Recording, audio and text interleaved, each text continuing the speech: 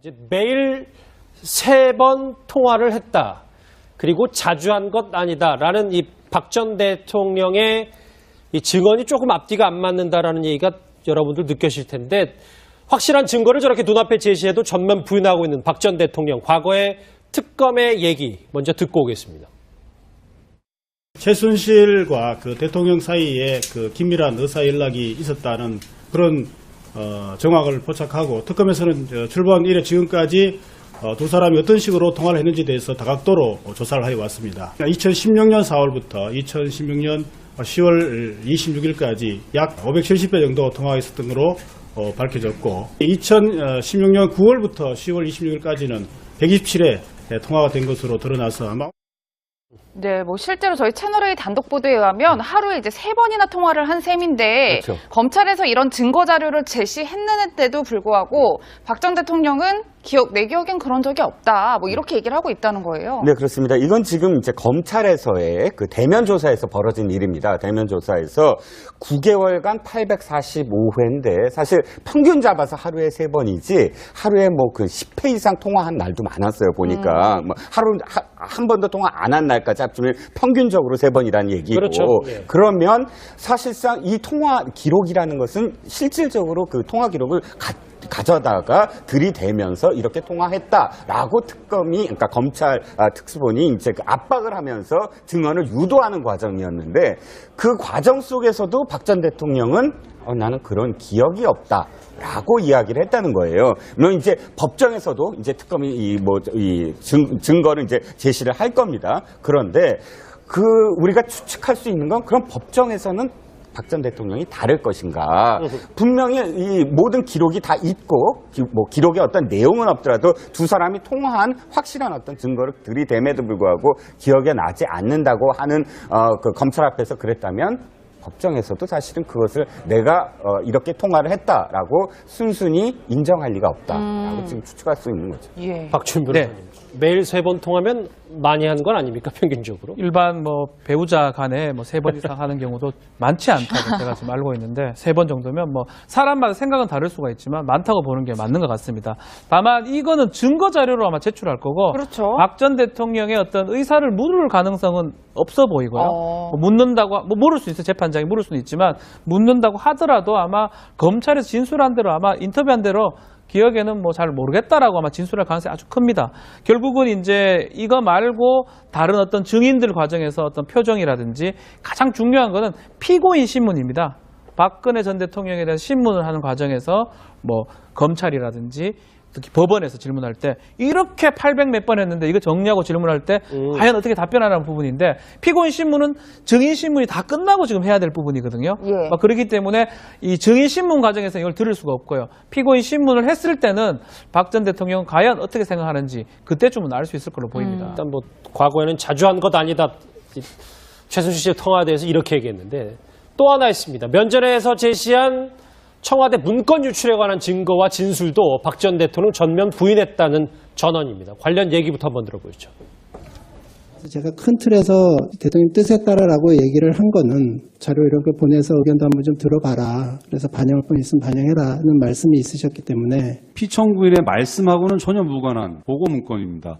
이거를 보내준 이유는 뭡니까? 그거는 제 기억으로는 최순실 씨가 좀 요청을 했던 것 같습니다. 최순실 씨가 요청하는 문건 중에 이건 안 됩니다. 다 국가기밀입니다. 그거 왜 필요하세요? 이렇게 반문하거나 안 보내준 적이 있습니까? 그런 적은 없습니다. 예, 뭐 정호성 전 비서관은 이렇게 이야기를 하고 있는데 박 전 대통령은 그거 아니다 이렇게 부인하고 있다는 거예요. 그러니까 지금 정호성 비서관이 어떤 문건을 최순실한테 많은 유출을 했는데 사실 정호성 비서관이 그 중요 문건을 아무 지시도 없이 했다? 이건 좀 상식적으로 이해하기 힘든 거 아니겠습니까? 본인도 사실은 그렇기 때문에 이제 이걸 진술하고 있고 또 본인이 지금 전화기가 지금 다 압수가 됐잖아요. 이게 그렇죠. 뭐냐면 제가 볼 때는 아마 그 정호성 비서관 습관이 이 박 대통령 통화할 때마다 녹음해 놓는 게 이제 습관이라고 합니다. 그게 왜 그러냐면 박 전 대통령이 저녁이건 아침이건 수시로 이제 통화를 하기 때문에 자기가 그 통화 내용을 정확히, 즉 지시 내용을 정확히 기억하기 위해서 매번 통화 때마다 기록을 했다는 거예요. 근데 이게 이제 사실은 압수가 됐어요. 원래 이게 이제 전화기를 없애려고 그랬는데 그 부인이 전화기를 없애지 않고 집에 놔뒀다가 이제 압수가 됐거든요. 근데 만약 그 전화기가 없었다라면 지금 박 전 대통령의 주장이 설득력이 있을 겁니다. 그러게요. 자, 그러면 이건 정호성 비서관이 모든 책임을 박 전 대통령한테 넘기기 위해서 한 것이다. 근데 문제는 모든 통화 기록이 남아 있어요. 이제 그렇다 보니까 실제로 지금 박 전 대통령이 부인할 수 없는 상황이에요. 그러니까 정호성 비서관도 보면 참 이 전화기에 녹음한 것 자체가 보면 어떤 면에서 보면 자기를 살리는 거였다. 왜냐하면 본인이 그 수백 건의 수천 건의 지금 문건을 다 유출했는데 이게 지금 자기가 임의로 유출했다 하면 굉장히 중죄거든요. 그렇죠. 근데 문제는 과연 그런 것들을 대통령 지시 없이 했겠냐는 거죠. 다들 지시를 받아서 포괄적으로 했기 때문에 그 증거가 사실은 지금 다 남아있는 상황입니다. 이런 전면 부인도 점심시간에 뭐 작전 타임에서 짜는지는 잘 모르겠는데 요 좀 재밌는 포인트가 하나 있어가지고 같이 보겠습니다. 왜냐하면 표정이라든지 가장 중요한 거는 피고인 신문입니다.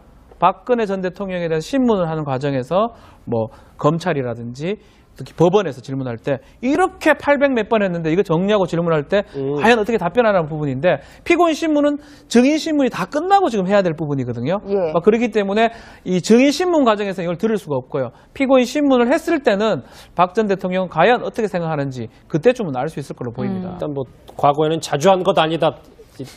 최순실 씨의 통화에 대해서 이렇게 얘기했는데 또 하나 있습니다. 면전에서 제시한 청와대 문건 유출에 관한 증거와 진술도 박 전 대통령 전면 부인했다는 전언입니다. 관련 얘기부터 한번 들어보시죠. 제가 큰 틀에서 대통령 뜻에 따라라고 얘기를 한 거는 자료 이런 거 보내서 의견도 한번 좀 들어봐라. 그래서 반영할 건 있으면 반영해라는 말씀이 있으셨기 때문에 피청구인의 말씀하고는 전혀 무관한 보고 문건입니다. 이거를 보내준 이유는 뭡니까? 그거는 제 기억으로는 최순실 씨가 좀 요청을 했던 것 같습니다.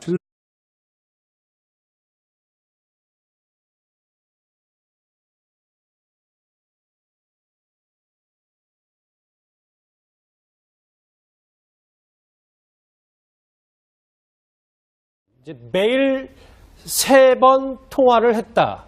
그리고 자주 한 것 아니다라는 이 박 전 대통령의 이 증언이 조금 앞뒤가 안 맞는다라는 얘기가 여러분들 느끼실 텐데 확실한 증거를 저렇게 눈앞에 제시해도 전면 부인하고 있는 박 전 대통령 과거의 특검의 얘기 먼저 듣고 오겠습니다. 최순실과 그 대통령 사이에 그 긴밀한 의사 연락이 있었다는 그런 정황을 포착하고 특검에서는 출범 이래 지금까지 두 사람이 어떤 식으로 통화를 했는지에 대해서 다각도로 조사를 하여 왔습니다. 2016년 4월부터 2016년 10월 26일까지 약 570배 정도 통화했었던 것으로 밝혀졌고 2016년 9월부터 10월 26일까지는 127. 최순실 씨가 요청하는 문건 중에 이건 안 됩니다. 다 국가기밀입니다. 그거 왜 필요하세요? 이렇게 반문하거나 안 보내준 적이 있습니까? 그런 적은 없습니다. 예, 뭐 정호성 전 비서관은 이렇게 이야기를 하고 있는데 박 전 대통령은 그거 아니다 이렇게 부인하고 있다는 거예요. 그러니까 지금 정호성 비서관이 어떤 문건을 최순실한테 많은 유출을 했는데 사실 정호성 비서관이 그 중요 문건을 아무 지시도 없이 했다? 이건 좀 상식적으로 이해하기 힘든 거 아니겠습니까? 본인도 사실은 그렇기 때문에 이제 이걸 진술하고 있고 또 본인이 지금 전화기가 지금 다 압수가 됐잖아요. 이게 뭐냐면 제가 볼 때는 아마 그 정호성 비서관 습관이 이 박 대통령 통화할 때마다 녹음해 놓는 게 이제 습관이라고 합니다. 그게 왜 그러냐면 박 전 대통령이 저녁이건 아침이건 수시로 이제 통화를 하기 때문에 자기가 그 통화 내용을 정확히, 즉 지시 내용을 정확히 기억하기 위해서 매번 통화 때마다 기록을 했다는 거예요. 근데 이게 이제 사실은 압수가 됐어요. 원래 이게 이제 전화기를 없애려고 그랬는데 그 부인이 전화기를 없애지 않고 집에 놔뒀다가 이제 압수가 됐거든요. 근데 만약 그 전화기가 없었다라면 이래 통화가 된 것으로 드러나서 아마 네, 뭐 실제로 저희 채널A 단독 보도에 의하면 하루에 이제 3번이나 통화를 한 셈인데 그렇죠. 검찰에서 이런 증거 자료를 제시했는데도 불구하고 박 전 대통령은 내 기억엔 그런 적이 없다. 뭐 이렇게 얘기를 하고 있다는 거예요. 네, 그렇습니다. 이건 지금 이제 검찰에서의 그 대면 조사에서 벌어진 일입니다. 대면 조사에서 9개월간 845회인데 사실 평균 잡아서 하루에 3번이지 하루에 뭐 그 10회 이상 통화한 날도 많았어요. 보니까 뭐 하루 한 번도 통화 안 한 날까지 합치면 평균적으로 3번이라는 얘기고. 그렇죠. 예. 그러면 사실상 이 통화 기록이라는 것은 실질적으로 그 통화 기록을 가져다가 들이대면서 이렇게 통화했다라고 특검이, 그러니까 검찰 특수본이 이제 그 압박을 하면서 증언을 유도하는 과정이었는데 그 과정 속에서도 박 전 대통령은 나는 그런 기억이 없다라고 이야기를 했다는 거예요. 물론 이제 법정에서도 이제 특검이 이 증거를 이제 제시를 할 겁니다. 그런데 우리가 추측할 수 있는 건 그런 법정에서는 박 전 대통령이 다를 것인가. 분명히 이 모든 기록이 다 있고 뭐 기록에 어떤 내용은 없더라도 두 사람이 통화한 확실한 어떤 증거를 들이댐에도 불구하고 기억에 나지 않는다고 하는 그 검찰 앞에서 그랬다면 법정에서도 사실은 그것을 내가 이렇게 통화를 했다라고 순순히 인정할 리가 없다라고 지금 추측할 수 있는 거죠. 예. 박준 변호사님. 매일 3번 통하면 많이 하는 건 아닙니까, 평균적으로? 일반 뭐 배우자 간에 뭐 3번 이상 하는 경우도 많지 않다고 제가 지금 알고 있는데 3번 정도면 뭐 사람마다 생각은 다를 수가 있지만 많다고 보는 게 맞는 것 같습니다. 다만 이거는 증거 자료로 아마 제출할 거고 그렇죠. 박 전 대통령의 어떤 의사를 물을 가능성은 없어 보이고요. 뭐 묻는다고 뭐 물을 수 있어 재판장이 물을 수는 있지만 묻는다고 하더라도 아마 검찰에서 진술한 대로 아마 인터뷰한 대로 기억에는 뭐 잘 모르겠다라고 아마 진술할 가능성이 아주 큽니다. 결국은 이제 이거 말고 다른 어떤 증인들 과정에서 어떤